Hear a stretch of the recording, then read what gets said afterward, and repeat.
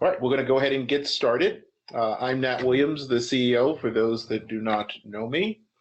And I'm going to spend about 15 minutes with you going over some global circumstances related to COVID-19.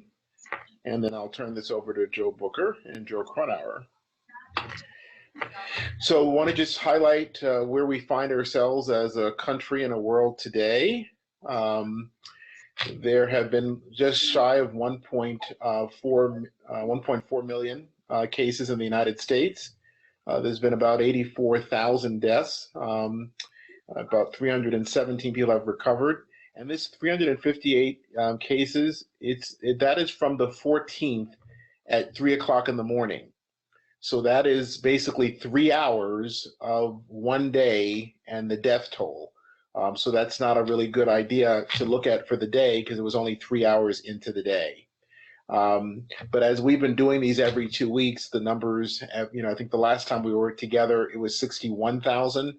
It is now 84,000. But one of the encouraging signs is that it is the rate of infection and death is slowing. So the results of the social isolation is seeming to pan itself out, and that's why there's a lot of concern about opening back up again because theoretically the numbers will rise. But what's important, it's hard to see on the screen, but what's important is that the cases is less than 0.5% of 1% of the population has been affected.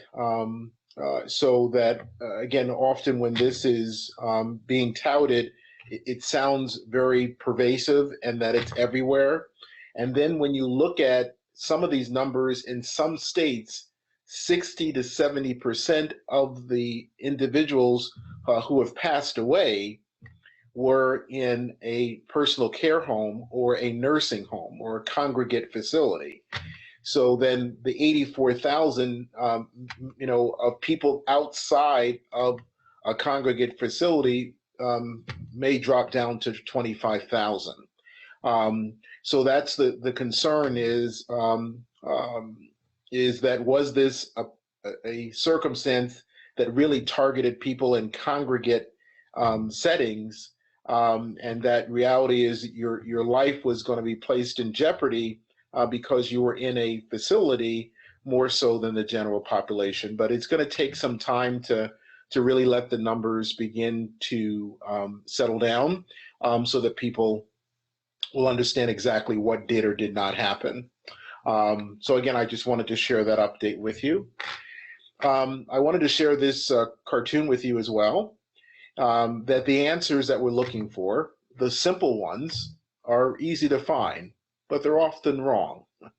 The complex ones, but they're right, are often difficult to get to.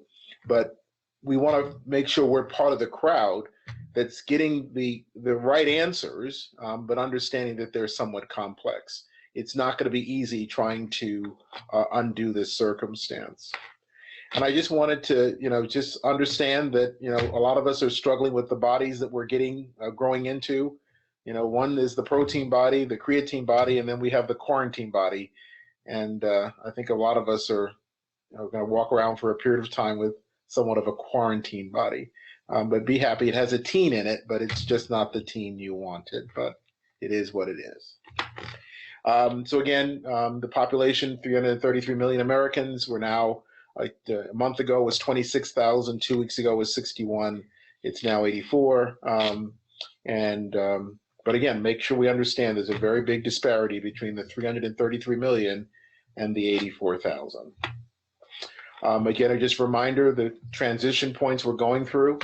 We're trying to work on prevention, isolation, quarantine, social distancing. We're getting into the circumstance of testing.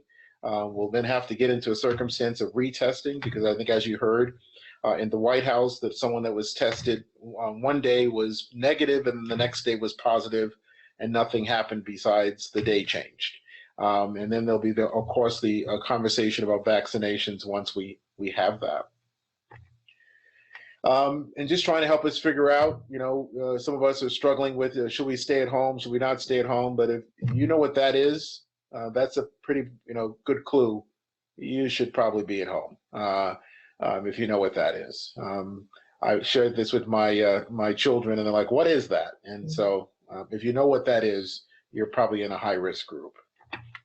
Back on the serious side, again, the challenges that are on the horizon are controlling the spread and the exposure, testing, vaccination, the issue of mental health, and having to have your environmental factors under controlled by an external party, not allowing you to move around and go to work and recreate. So there'll be some challenges that we have from the mental health standpoint. And then again, we'll continue to keep talking about coming together in large groups. People are starting to think about school and what that's going to look like, and 2,000 students walking around in a contained building with masks on, and some students wearing gloves and having to sit 6 feet apart.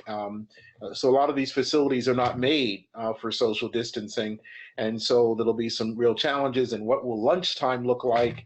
Again, we're going to have to begin to start thinking about coming together and what that looks like.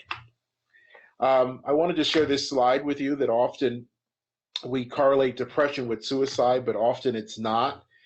So this says that depression is not always about suicide notes and pill bottles. It's also about spending all day in bed. It's about faking a smile. It's about overeating or not eating at all. It's about skipping work to sleep. It's about not showering for days at a time. It's about social isolation. It's about being emotionally distant. It's about cracking jokes or being the class clown.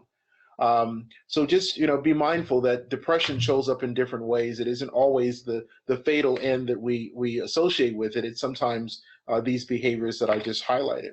So checking on your friends, even the goofy and the funny ones, often they hide it the best. One of the things as we're going through this, I think we're often using this terminology, calm down, slow it down, take it easy. And I thought this was an interesting depiction when I came across it. It says, never in the history of calming down has anyone calmed down by being told to calm down. We need to keep that in mind, that we're going to have to do something more than just telling ourselves and others to calm down. So again, just a reminder, we're going to avoid close contact with people that we know are sick. We want to cover our cough or sneeze with a tissue. We want to avoid touching our eyes, our nose, and our mouth. When in public, we want to wear a mask. You want to clean and disinfect those touch points that we experience. And when you're sick, you want to stay at home, and you want to wash your hands with soap and water for at least 20 seconds. There's nothing better than soap and water for your hands. Hand sanitizer is a backup. As you know, Pennsylvania is in a stage of reopening, and we're got as far. We're in the red zone, but Lycoming County, where Williamsport is, and our programs up there are in the yellow zone. And so when you look at this map here, that's where we are at this particular point, and that's an improvement. The entire state at one point was totally red, and then the part went to yellow, and another part, I think Friday, tomorrow, goes to yellow. So this is a map for the state as of tomorrow, and then we're still hoping to work toward some color changes around the 4th of June for some of the areas in red. Just a reminder, that we're using more surgical masks and gloves and face shield, that there's a way to discard them. And just throwing them on the floor is not the way to do that. So these should be posted in your programs and available to you. But I just wanted to remind you that these instructions exist. One of the things that they found is that people who eat lunch with hands like that seem to be immune. So just of those of you that we've always looked at those people as being down and dirty, well, they have built up an immunization to some of the craziness. So hopefully that encourages you if you have someone in your family that's a blue-collar worker that sometimes comes home a little dirtier than you'd want them to be. So again, this is just a reminder of what the things I've just said already, the 7 things we want to do. This also is a poster that should be in each of your programs. Please take some time to review that and go over it. It's, again, the points that we've already highlighted. We shared this with the world yesterday, and it's been amazing to hear the response about our Travel Pack 6 idea. People are talking about, we need to talk to QVC and we need to talk to Amazon because they don't have anything. And so we're excited that this concept is something that's resonating with people. But I want to remind you to please put these things together for you. Whether or not you can buy it on the open market at this point as a consolidated package, it's something totally different. But you should make sure whenever you're going someplace, and I think as the kids go back to school, I think you'll see these kinds of things marketed to the students and to the staff and to the faculty, that these are things that everyone has to come in and be prepared to have. So you'll be ahead of the game because you've already started stocking up and thinking about this travel pack. I have all this stuff in the side panel of my car, ready to rock and roll wherever I go. So I think it'll be something we walk with for a long time to come.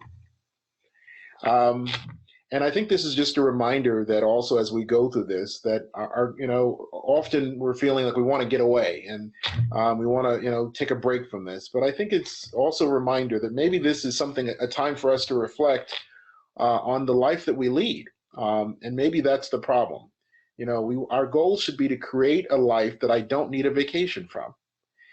That if I had to stay in it, I would be gladly willing and able to do so. So when I came across this, I thought it was an interesting concept to share with you this morning. So again, I want to thank you for all that you guys and gals are doing. I know at times it's tough. We've had some incidents of COVID-19 exposure for our residents as well as some of our staff, but everybody is still standing and standing strong and going through the process of recovery. So we're very blessed and thankful for that circumstance. Some of us, other colleagues, have had family members who have been stricken and are no longer with us. So some of us have, experienced it second and third hand. What some of the challenges are in this circumstance.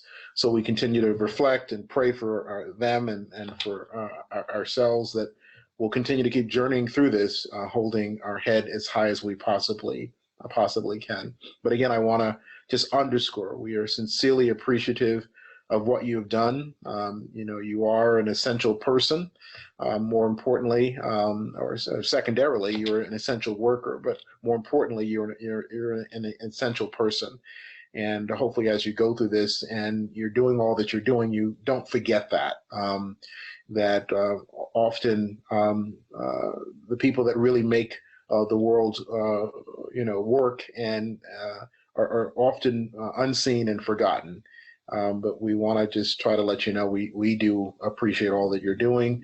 If there's any issues with the PPE supplies, personal protective equipment, gloves and masks and face shields and anything else you need, please be talking to your leadership about that. We continue to keep stocking up on that material. Diane came to me yesterday and said, hey, there was some sort of bottleneck situation where money was received by a company, but it was in people's personal name, not the corporate name, and it was $27,000, and they were not going to release the materials until they had a replacement for that 27, and then they would release the $27,000 back, but they needed some process, and we were part of that order with the School for the Blind. And Diane said that it was really the School for the Blind's problem for $27,000, but would we pay it and they'll give us the money back so that they could release all this PPE stuff that was tied up in this fiasco, and we were able to do that so that the stuff could be released. Again, we were part of that group, but it was really another agency's problem. But it was good to be able to be part of the solution, and that stuff is coming. And I know, and I come in through the warehouse here, the garage, each day, and I always look at the shelves for the gloves and the mask and other stuff. So, there's an order that came in yesterday, so this stuff is available. So if you're having any challenges, please speak up and we'll make sure that you get the stuff that you need. But one more time, we thank you for all that you do. So I will stop there. Hold on one second.